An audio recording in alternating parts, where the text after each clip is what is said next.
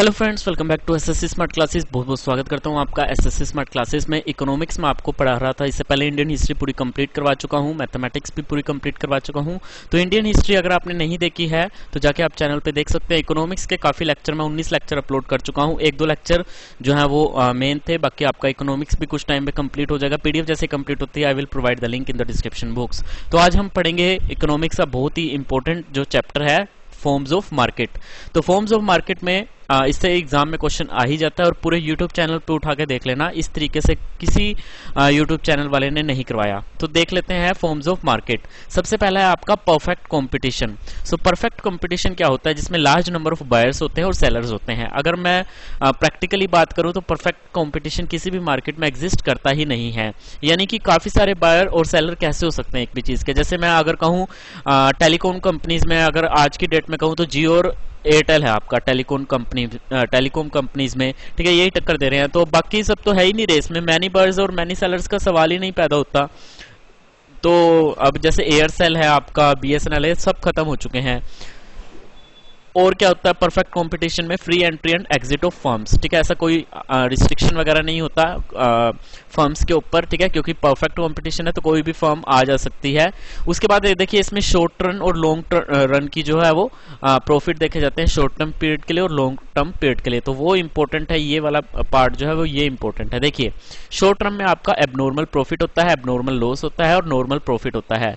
अगर मैं long run की बात करूं तो इसमें नॉर्मल प्रॉफिट होता है, ठीक है। नॉर्मल प्रॉफिट मतलब जस्ट प्रॉफिट, इक्विलिब्रियम की कंडीशन आती है, no loss and no profit, ठीक है। जस्ट वो अपने वेरिएबल जो कॉस्ट है उसको ही पूरा कंपनसेट कर पाए, अपने जो उसकी टोटल कॉस्ट है वही खर्चा पूरा हो जाए तो भी बहुत बड़ी बात है इन the long run condition.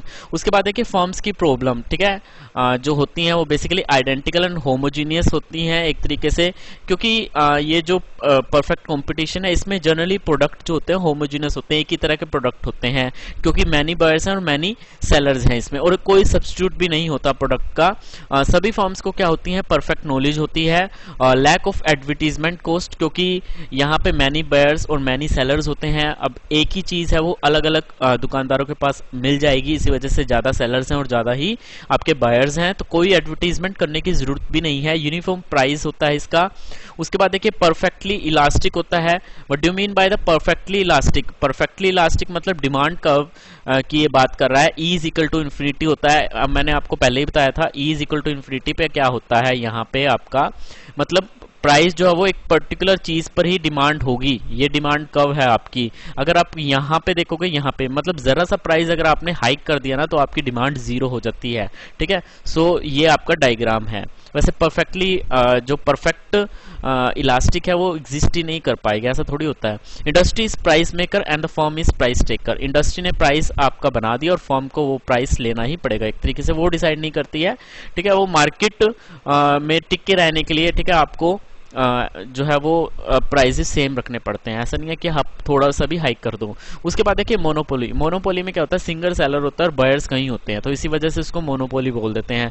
Firms का सप्लाई के ऊपर पूरा कंट्रोल रहता है, वो प्राइस की थोड़ी उतार चढ़ाव कर सकते हैं। रिस्ट्रिक्टेड एंट्री ऑफ फर्म्स, ठीक है, नई फर्म्स को आने में बहुत ही ज्यादा रिस्ट्रिक्शंस होती हैं, बहुत ही ज्यादा रूल्स और रेगुलेशंस होते हैं, तो वो नई फर्म एग्जिस्ट सर्वाइव कर ही नहीं सकती, या फिर इतना जो मोनोपोली के अंदर जो एक बायर है वो इतना ज्यादा अपनी वो जमा लेता है मार्केट में, तो दूसरी फर्म आ ही नहीं सकती, आने की कंडीशन पे ही नहीं होती।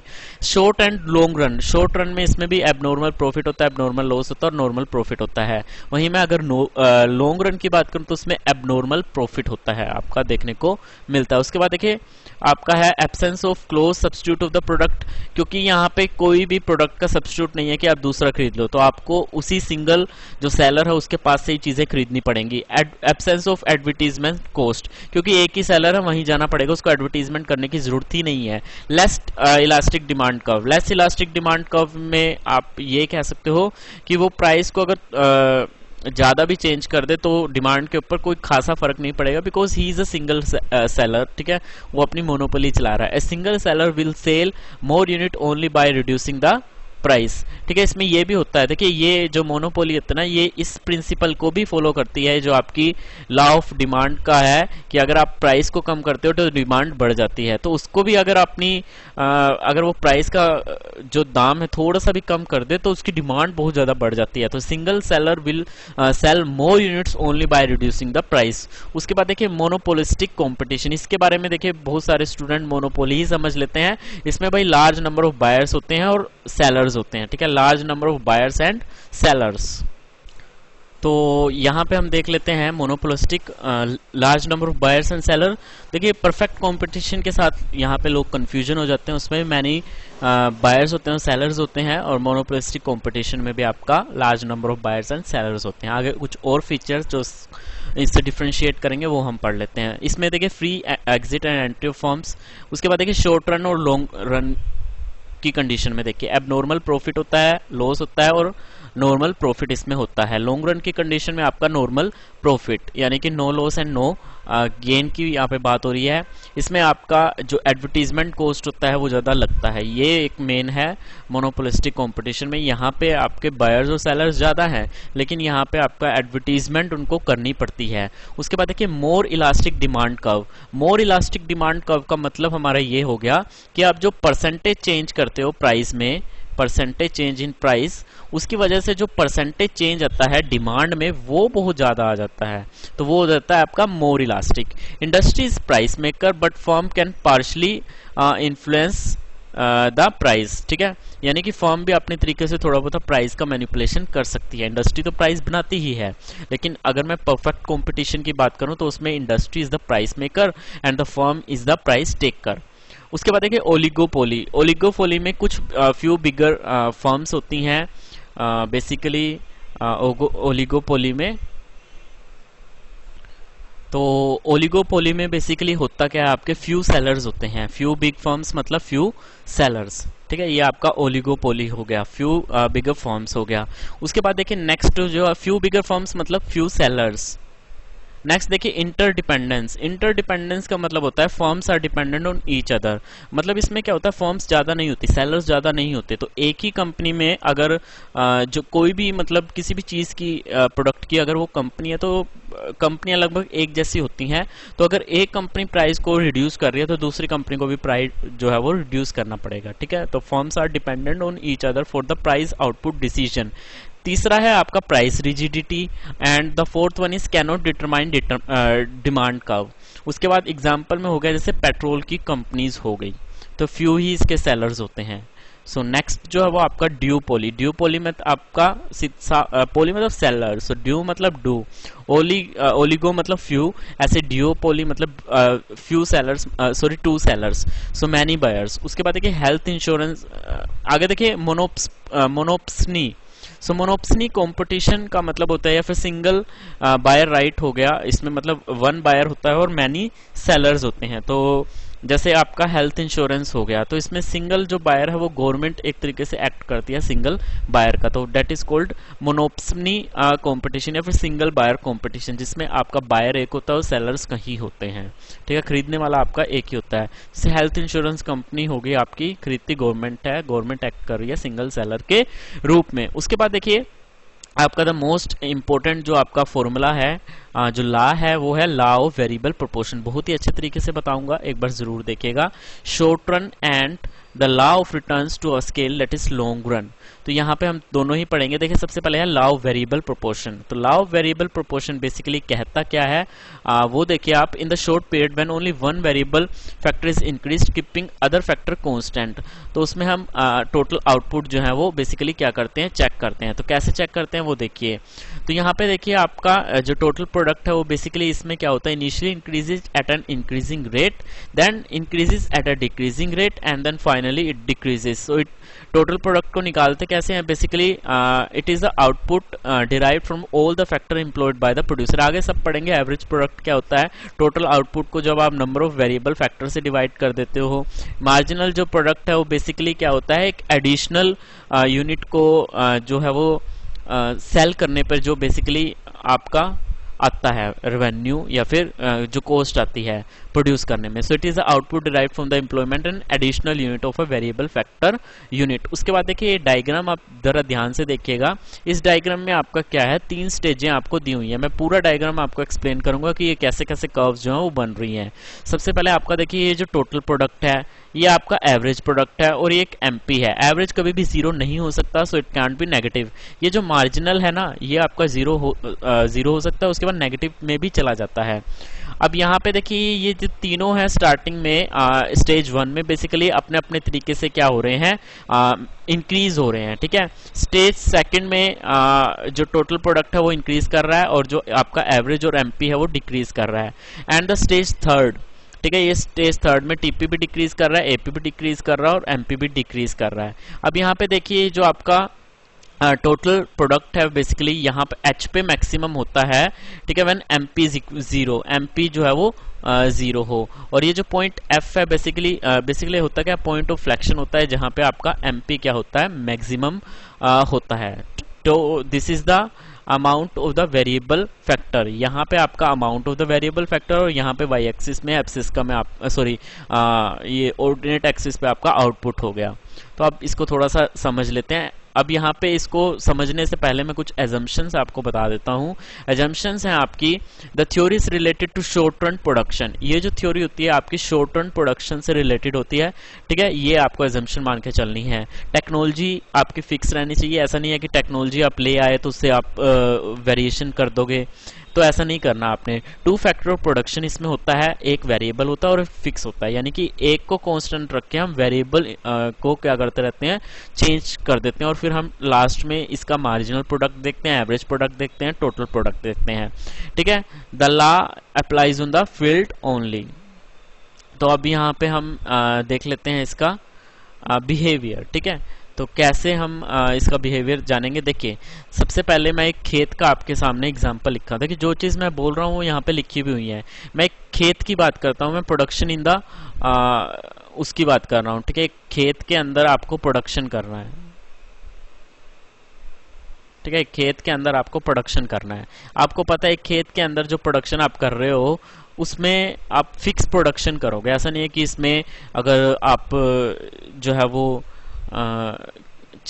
अगर इसमें आप इतने एकड़ जमीन पे आपको फसल जो है वो इतने क्विंटल मिल रही है, आपको 14 क्विंटल ही जो है वो इसमें मिल सकता है, ऐसा नहीं है कि आप यहाँ पे 20 उगा लोगे। तो फिर वो टेक्नोलॉजी में आप चेंज करोगे, कुछ ना कुछ टेक्नोलॉजी इन द सेंस आप खाद दवाइयाँ अलग अलग तरीके की डालोगे, तो वो हमने एक जैसी रखनी है, ठीक है, उसको हमने जो है वो चेंज नहीं करना है, राइट।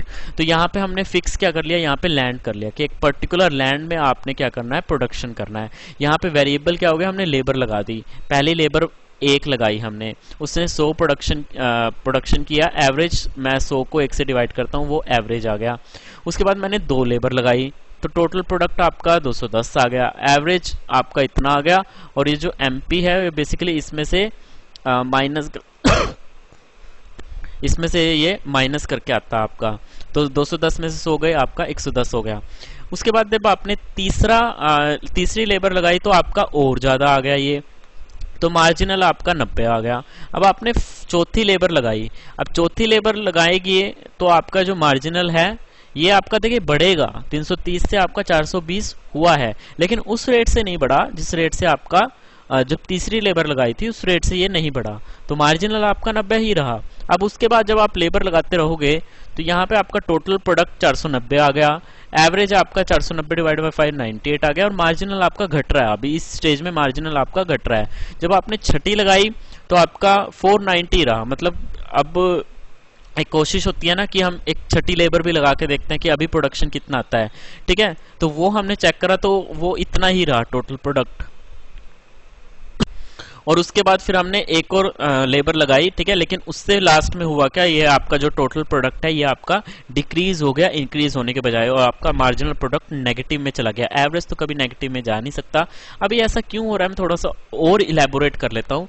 यहाँ पे आप एक चीज देखिएगा, यहाँ पे ये आपका इंक्रीज हो रहा है, ठीक है, जब 2 लोग होंगे तो ज्यादा काम होगा, फिर उसके बाद आपका 2-3 लोग होंगे तो ज्यादा होगा, उसके बाद आपका इंक्रीज तो हो रहा है लेकिन डिक्रीजिंग रेट से हो रहा है, और थर्ड में फाइनली ये 0 हो जा रहा है। बट ये हो कैसे रहा है वो देखिएगा, अब आगे देखिएगा, देखिए प्रोडक्शन इन द फील्ड, जब 4 लेबर लगाई तो काम तो बढ़ा लेकिन पहले वाले रेट से कम बढ़ा, क्योंकि लोग लेजी हो जाते हैं। अपने इंडिया में यही सिस्टम है ना कि लोग आलसी हो जाते हैं, भाई ये मेरा अगर जूनियर आ गया है तो हम इतना काम क्यों करें, राइट। तो 5वीं लेबर आई तो आउटपुट और कम हो गई, क्योंकि फील्ड में काम करने की जगह ही नहीं बची। तो जब 6ठी लेबर आई तो उसके पास काम था नहीं, तो आउटपुट बढ़ नहीं रही थी, फील्ड में जगह ही नहीं है। 7वीं लेबर आई तो आउटपुट बढ़ने के बजाय और घट गई, ठीक है, क्योंकि फील्ड में 5 बंदों की जरूरत थी, करने वाले जो थे वो 7 आ गए। तो बेसिकली ऐसे में एफिशिएंसी और ज्यादा कम होगी, लोग एक दूसरे की तरफ जो है वो देखेंगे भी तुम काम कर लो, एक दूसरे के ऊपर डिपेंड हो जाएंगे भी तुम काम कर लो, ठीक है। तो वो चीज हो जाएगी। तो मेरे ख्याल से आप समझ गए होंगे ये डायग्राम, और इसी डायग्राम को मैंने, इस टेबल को हमने यहाँ पे मैनिपुलेट करके ये पूरा आपका लॉ ऑफ वेरिएबल प्रोपोर्शन बनाया है, ठीक है। अच्छा, ये जो लॉ ऑफ वेरिएबल प्रोपोर्शन है ना, इसको हम law of return to the scale in the long run भी बोलते हैं, ठीक है। लॉन्ग रन में ये basically law of return to the scale हो जाती है, राइट। और in the short run law of variable proportion, ठीक है। तो ये आपका हो गया law of variable proportion, right. उसके बाद देखिए आपका परफेक्ट कंपटीशन में थोड़ी सी चीजें मैं आपको बताऊंगा। देखिए परफेक्ट कंपटीशन में जैसा कि मैंने आपको बताया, प्राइसेस में आप चेंज कर नहीं सकते। अब एक प्रोडक्ट की अगर रेट 16 है तो 2 का 32, 3 का 48, मतलब इस तरह से होता रहेगा, राइट। ये मैंने सारा लिख दिया, 3 का 48, 4 का 64, 5 का 80, 6 का 96, 7 का 112, 8 का 128, 9 का 144 एंड 10 का 160, राइट। तो यहाँ पे एवरेज सबका 16 रहेगा और मार्जिनल भी आपका 16 रहेगा। तो आपका ये आउटपुट हो गया और ये आपका एवरेज रेवेन्यू और मार्जिनल रेवेन्यू आ गया। तो वो बेसिकली एक स्ट्रेट लाइन ही आएगी which is called the demand curve. यही आपकी क्या होगी, आपकी डिमांड कर्व होगी, एवरेज रेवेन्यू या फिर आपकी जो प्राइस है basically total revenue divide by the output, that is called demand curve. तो ये आपका आ गया। इसके अलावा मैं अगर टीआर का ग्राफ देखूं तो वो आपका एक इस तरह से आएगा, x is equal to Y. उसके बाद देखिए आपका इनपरफेक्ट कंपटीशन में, इम्परफेक्ट कंपटीशन में जो आपकी कर्व आती है वो इस तरीके की आती है। वो क्यों आती है, देखिए इसमें आपका प्राइस बढ़ने के साथ साथ आपकी क्या होती है, डिमांड आपकी कम हो जाती है। तो इम्परफेक्ट कंपटीशन है यानी कि आप प्राइस में कम ज्यादा कर सकते हो अपनी सेल को बढ़ाने के लिए। अब यहाँ पे देखिए जब आपने 10 प्रोडक्ट बेचे तो आपका जो है वो आपके 7 रुपए जब आपने प्राइस रखा था तो आपने 10 जो प्रोडक्ट हैं वो बेचे।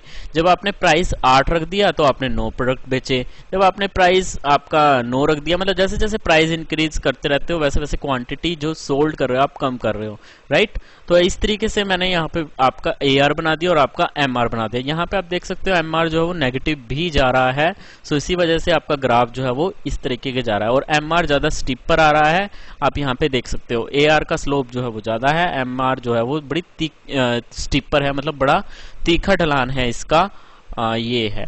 उसके बाद देखिए MR इज इक्वल टू 0 पर हम जो TR है वो मैक्सिमम क्यों लेते हैं।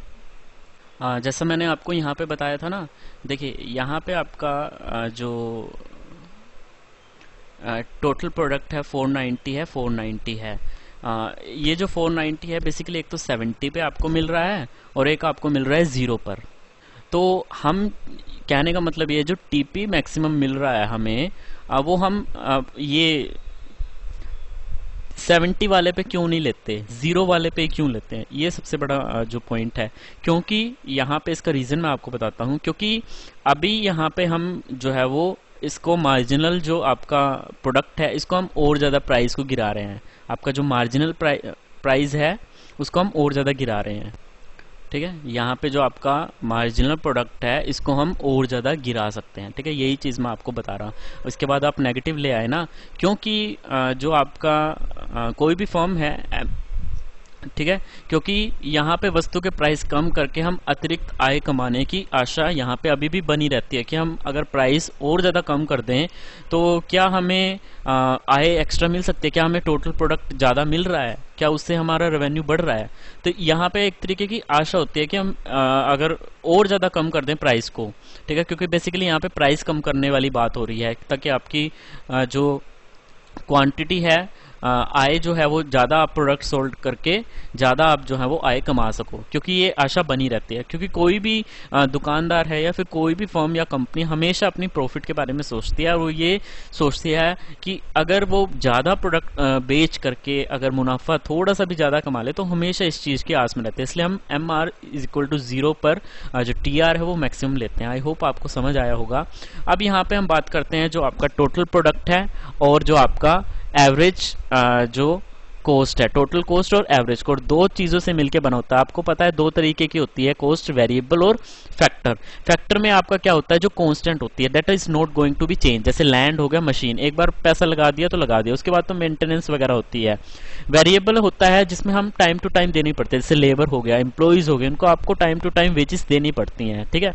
तो ये टोटल आपका वेरिएबल कॉस्ट हो गया, लेबर हो गया। That is changes according to the production. Production के अकॉर्डिंग आप लेबर कम ज्यादा कर सकते हो। इस तरह से आपका एवरेज कॉस्ट में भी आपका AFC और AFC आएगा। इसी तरह से आगे इन सब चीज़ों की कर्व्स को हम पढ़ के average cost, total cost, AR, MR, marginal revenue, average revenue, सारी कर्व्स को पढ़ के आगे फिर हम देखते हैं शॉर्ट रन और लॉन्ग रन कंडीशन में आपका जो परफेक्ट कंपटीशन के अंदर या फिर मोनोपोलिस्टिक कंपटीशन के अंदर आपकी क्या होती हैं, आपको प्रॉफिट कैसे मिलता है, आपको लॉस कैसे मिलता है, ये सारी चीज़ें हम आगे डिस्कस करेंगे। इसलिए मैंने पहले थोड़ा सा आपको इन सारी चीज़ों के बारे में बताया आपको। तो यहाँ पे आपका जो एवरेज कॉस्ट हो गया वो टोटल कॉस्ट ओवर में क्वांटिटी, इसी तरह से AFC आपका क्या हो गया, TFC बाय जो टोटल क्वांटिटी हो गया आपका। अब यहाँ पे मैं एक डायग्राम बनाता हूँ। यहाँ पे आप देखिए ये आपके जो Q है वो बेसिकली क्या है, आपके क्वांटिटी है 0 1 2 3 4 5 6 7। तो यहाँ पे जो टोटल फैक्टर कॉस्ट है दैट इज गोइंग टू, मैंने फिक्स्ड कॉस्ट कहा है ना कि ये तो आपके फिक्स रहती है, तो ये मैंने सबकी 10 कर ली, राइट। अब आगे देखिए, आगे आपका वेरिएबल कॉस्ट आ गया, ठीक है, वेरिएबल कॉस्ट आ गया आपका। तो वेरिएबल कॉस्ट में आपका देखिए आप चेंज कर रहे हो, 10 कर रहे हो, फिर 18, फिर 24, फिर 3 आइटम के लिए 28। वेरिएबल मतलब आपकी लेबर है, अलग अलग वेजेस आप उसको प्रोवाइड कर रहे हो। उसके बाद देखिए जब आपने 4 लगाई तो उनको 32 आप वेजेस दे रहे हो, फिफ्थ को आप 38 दे रहे हो। उसी तरह से आपका ये जो टोटल है TC मतलब टोटल कॉस्ट, तो इन दोनों का सम होता है आपका, तो वो आपका होगा 28। इस तरह से आपका AFC निकाल लो आप, ठीक है। अब AFC आप कैसे निकालोगे, दिस इज 10 5, मतलब इससे डिवाइड करके आप जो टोटल आपका TFC है उसको क्वांटिटी से डिवाइड जब आप कर दोगे तो बेसिकली आपका ये AFC निकल जाएगा। ऐसे ही AVC आ जाएगा आपका। AVC आपका कैसे आएगा, जो TVC है उसको आप क्वांटिटी से डिवाइड कर दो तो आपका AVC आ जाएगा। उसके बाद देखिए MC में आपका मार्जिनल जो कॉस्ट है वो बेसिकली ये इससे प्रीवियस वाला माइनस करके आपका ये MC आ जाएगा। तो जब मैंने इसकी कर्व ड्रा की तो आपकी जो कर्व है वो U शेप की आती है। ये क्वेश्चन भी CGL में पूछा गया था। यहाँ पे आपका AC है और यहाँ पे आपका आउटपुट है। इस तरह की कर्व आपके बनते हैं जब इन सारे पॉइंट्स को आप ड्रा करते हो। और आपका MC का जो कर्व आता है वो आपका थोड़ा सा नीचे बिल्कुल एग्जैक्टली आपका आता है, ये थोड़ी सी गहराई में चला जाता है, आपका MC का कर्व आता है। आई होप आपको ये समझ आया होगा। The next one is firm equilibrium condition. देखिए इक्विलिब्रियम कंडीशन में अगर कहूँ जिसमें एक जो बंदा है वो मैक्सिमम प्रॉफिट कमाने की सोचे, कोई भी फर्म है जब वो चाहे कि उसका प्रॉफिट बिल्कुल मैक्सिमम चला जाए, हालांकि ये एग्जिस्ट करता नहीं है बिल्कुल मैक्सिमम। तो a firm is said to be in equilibrium when it has no incentive either to expand और to contract its output. A firm would not like to change its level of output only when it is earning maximum profit. ठीक है, तो ऐसे में यार अगर ये चीज अचीव ना हो करके, जो आपका मैक्सिमम मनी प्रॉफिट है, ये चीज अचीव ना हो करके अगर वो नॉर्मल प्रॉफिट भी अगर वो अचीव कर पाए तो भी बहुत बड़ी बात है उसके लिए। ठीक है, उसको मतलब रेवेन्यू, उसको मतलब प्रॉफिट आता रहे, ये भी उसके लिए एक तरीके से अगर मैं आज की बात करूँ तो बिल्कुल मैक्सिमम तो नहीं, सुपर प्रॉफिट तो नहीं, लेकिन अगर नॉर्मल प्रॉफिट भी उसको आता रहे तो भी ठीक है। सो मेथड में बेसिकली दो मेथड हैं इसके, एक तो टोटल कॉस्ट और एक आपका टोटल रेवेन्यू हो गया। देखिए टोटल कॉस्ट और टोटल रेवेन्यू जो है वो इसी मेथड से कोई भी शॉपकीपर है, कंपनी हमेशा यही देखती है। तो फिर हम ये वाला मेथड यूज क्यों करते हैं, मार्जिनल रेवेन्यू। अब जैसे मैं कहूँ कि मुझे कितना नुकसान या कितना मुनाफा हुआ, तो मैं देखूंगा मेरी कुल लागत कितनी है और मेरे को जो रेवेन्यू है वो कितना जनरेट हुआ है, तो उससे मैं पता लगा लूंगा कि मुझे हाँ इतना प्रॉफिट हुआ, इतना लॉस हुआ है, या फिर कोई प्रॉफिट कोई लॉस नहीं हो रहा। लेकिन मार्जिनल रेवेन्यू और सीमांत जो आय है और जो सीमांत खर्च है उसको यूज क्यों करते हैं इकोनॉमिस्ट, क्योंकि एक बड़ा इजी वे है स्टडी करना। इसके थ्रू हम टोटल कॉस्ट और टोटल रेवेन्यू भी निकाल सकते हैं। अब फर्म के जो इक्विलिब्रियम की कंडीशन है वो दो तरीके से आपके फुलफिल होती है। पहला MR is equal to MC और दूसरा MC कट कर्व जो है वो MR को बिलो से कट करे, इसी कंडीशन में। अब यहाँ पे देखिए परफेक्ट कंपटीशन है, इसमें हम प्राइस को डिटरमाइन करेंगे with the help of these curves and with the help of equilibrium. So how will you do that, MR is equal to MC। देखिए ये वाली कर्व तो मैंने आपको बताई थी परफेक्ट कंपटीशन में, AR is equal to MR। अब यहाँ पे आपको एक रेवेन्यू निकालना है और एक कॉस्ट निकालना है। तो यहाँ पे आप शॉर्ट पीरियड के लिए देखिए परफेक्ट कंपटीशन में एक तो आपका शॉर्ट रन पीरियड के लिए आप क्या निकालते हो, प्रॉफिट निकालते हो और लॉस निकालते हो, ठीक है। और फिर लॉन्ग रन कंडीशन में आप क्या निकालते हो, जो नॉर्मल प्रॉफिट्स हैं, राइट, वो आगे हम पढ़ेंगे। अब यहाँ पे देखिए ये AR is equal to MR है। यहाँ पे देखिए ये आपकी होगी एवरेज कॉस्ट, ये आपकी होगी एवरेज रेवेन्यू, ठीक है, MC। तो MR is equal to MC हो गया आपका, ठीक है, इक्विलिब्रियम पॉइंट पे। तो इस पॉइंट पे आपका हो गया सॉरी इस पॉइंट पे MR is equal to MC। दूसरा जो MC है वो MR को नीचे से काट रही है, ठीक है, नीचे से काट रही है दोनों। अब इसका रीजन मैंने यहाँ पे बताया कि यहाँ से क्यों नहीं लेते हैं, बेसिकली ये वाला जो पॉइंट है ये पॉइंट क्यों लेते हैं, यहाँ पे भी तो MC is equal to MR है, ठीक है, लेकिन MC कर्व जो है वो MR को ऊपर से काट रही है, MC कर्व MR को ऊपर से काट रही है। क्योंकि अभी हम क्या कर रहे हैं, अभी हम अपनी मार्जिनल कॉस्ट को और ज्यादा कम कर सकते हैं।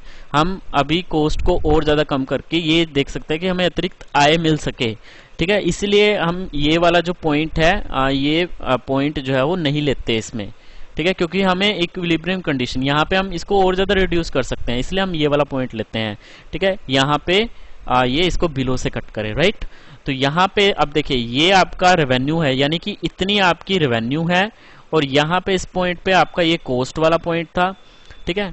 तो यहाँ से हमने ड्रा करा ना, तो ये जो कॉस्ट है आपकी, तो आप रेवेन्यू में से जब कॉस्ट घटाओगे तो ये आपका प्रॉफिट आएगा ना, ठीक है, तो ये आपका प्रॉफिट हो गया। आई होप आपको ये समझ आया होगा, बिल्कुल ईजी सा है। तो प्रॉफिट जो है वो आपका average revenue minus average cost हो गया। शॉर्ट रन प्रॉफिट हो गया। शॉर्ट रन लॉसेस में आपका क्या हो गया, ए फर्म विद हाई कॉस्ट में face A short run loss, it is not at risk in the short run provided price at least covers it. Variable cost को भी अगर प्राइस कवर कर ले तो बेसिकली शॉर्ट रन के लिए होता है, तो इतना बड़ा इशू नहीं है ये। तो यहाँ पे मैं जैसे आपको बताऊं, इसमें बस यहाँ पे आप साफ साफ देख सकते हैं, यहाँ पे आपका ये MC is equal to MR होगा, ये आपका AC की कर्व है और ये आपकी MC की कर्व है, ये आपका पॉइंट हो गया। अब इस पॉइंट पे आपका ये जो है, ये वाला जो पॉइंट है, ये आपका क्या हो गया, कॉस्ट का पॉइंट हो गया, और आपका जो ये रेवेन्यू का पॉइंट है वो बेसिकली ये हो गया, यानी कॉस्ट ज्यादा आ रही है, रेवेन्यू कम मिल रहा है, तो बेसिकली ये क्या हो गया, लॉस हो गया, राइट। कितना लॉस हुआ, ये आपका इतना लॉस हुआ, राइट। नेक्स्ट देखिएगा आपका long run equilibrium. So long run equilibrium में आपका होता क्या है, लॉन्ग रन इक्विलिब्रियम में बेसिकली एक तरीके से आपका नो लॉस और नो प्रॉफिट वाली जो कंडीशन होती है वो आपकी लॉन्ग रन में होती है, ठीक है। तो इसमें आप यहाँ पे देख सकते हो, यहाँ पे कॉस्ट जो है और आपका रेवेन्यू जो है वो सेम ही कर्व पे आ रहा है।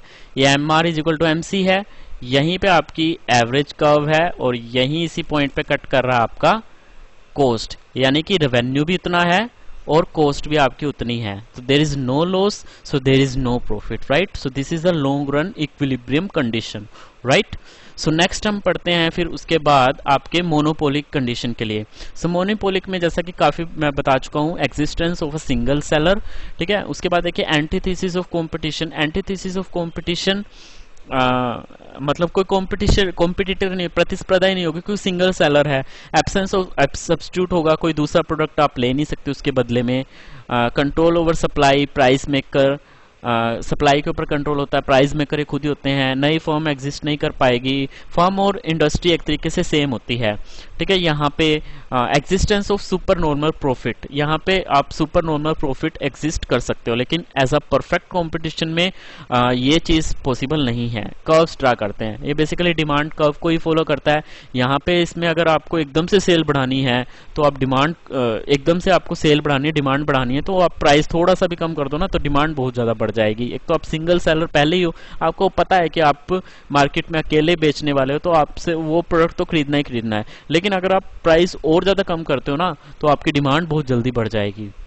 यहाँ पे आप देखिए एमसी और एमआर कर्व जो है वो इस तरीके से आप यहाँ पे ड्रा करते हो। एमसी और एमआर, आपको पता है एमआर का जो स्लोप होता है वो बेसिकली ज़्यादा होता है, ठीक है, ये ज़्यादा ढलान में होता है।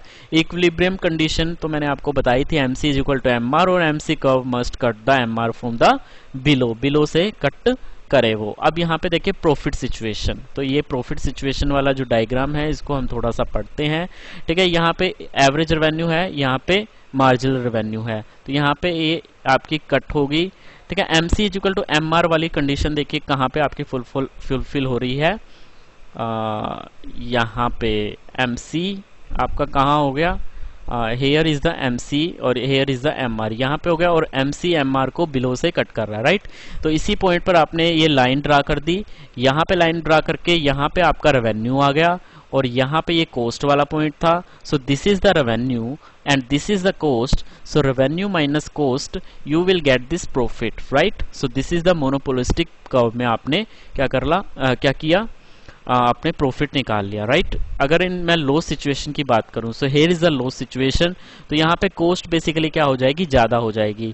यहाँ पे देखिए आपका AR और MR कर्व है, यहाँ पे आपका देखिए MC is equal to MR, पहले तो देखिए ये इस पॉइंट पे हो गया, यहाँ पे जब आपने एक लाइन ड्रा करी तो इस पॉइंट पे ये आपकी एवरेज कॉस्ट थी, तो ये आपकी कॉस्ट होगी, और इस पॉइंट पे आपका क्या है, इस पॉइंट पे आपका क्या है, रेवेन्यू है बेसिकली, यहाँ पे दिख रहे हो ना आप, रेवेन्यू है, तो यहाँ पे आपका रेवेन्यू आ रहा है, राइट। तो ये कॉस्ट ज्यादा है और आपका रेवेन्यू कम है, सो इतना पार्ट आपका लॉस को दर्शाएगा, क्योंकि कॉस्ट ज्यादा है, रेवेन्यू आपका कम है, so this is the loss, right.